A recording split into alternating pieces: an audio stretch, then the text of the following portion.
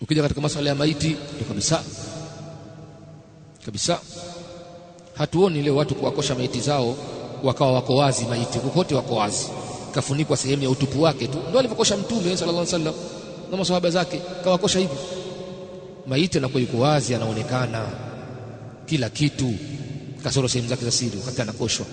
Akimaliza kukoshwa anavishwa sanda yake. Kuna sehemu maalum maarufu ilikuwa inajulikana, maswahaba wakishaandaa maiti wanaiweka nje ya msikiti, sio ndani, kisha anamuita Mtume njoo salie maiti. Hali yake inajulikana, kichwa kile pale, miguu ile pale na vingine pamoja. Lakini leo kama atashuka swahaba yatathibiti maneno aliyosema Mtume sallallahu alaihi wasallam, wasayusibu akhiruha bala'un wa umurun tunkirunaha, hadithi 1844 katika kitabu cha Muslim. Utasibiwa umma huu baadaye na mabalaa na mambo ambayo nyinyi maswahaba wangu kama mtayaona mtayapinga. Baadhi yao wakasema na mambo ambayo nyinyi maswahaba wangu msioyajua. Kwa leo swahaba akija akakuta waislamu wanakwenda mazikoni, itabidi ajiulize, wale waislamu wanakwenda wapi mazikoni? Na kile kibanda nini kile? Ndio jeneza, ndio maiti yumo mle kile, kwa sababu hajazoea katika maisha yake. Maiti anafunikwa mashuka 1203, jeupe ndani, jekundu, sijui jeusi, juu tena kuna la kijani la ilaha illa Allah na vipinipini tele. Kisha tushakuletea huko msikitini, unatuuliza kichwa kiko wapi?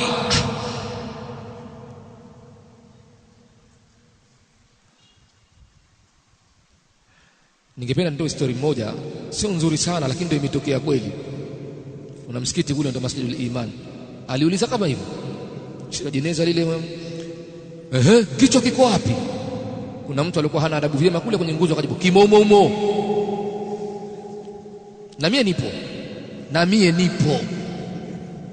Tena la hajaishia hapo, akatia neno jingine, au anakatwa kichwa siku hizi yao. Na mie nipo. Tabu yote ya nini? Tabu yote ya nini? Visheni sanda ionekane pipi yake ili watu wapate mauidha kutokana na kile ambacho malengo yatimie. Lakini leo mnatufunikia kwenye jeneza, hamjaridhika pia mkenda kule kaburini nako mshuka ule. Yaani subhanallah. Unafunika hivi kisha unapepea, sio? Sasa mnavofunika na mnavofunua, vipi watapata hewa nzuri? Maana nyinyi mnasema joto alafu mshafunika. Joto alafu mnapepea. Si liondoeni ile hewa ipite vizuri. Na watu tuone kwamba na mimi kesho nitaingia kama pale anapoingizwa mwenzangu.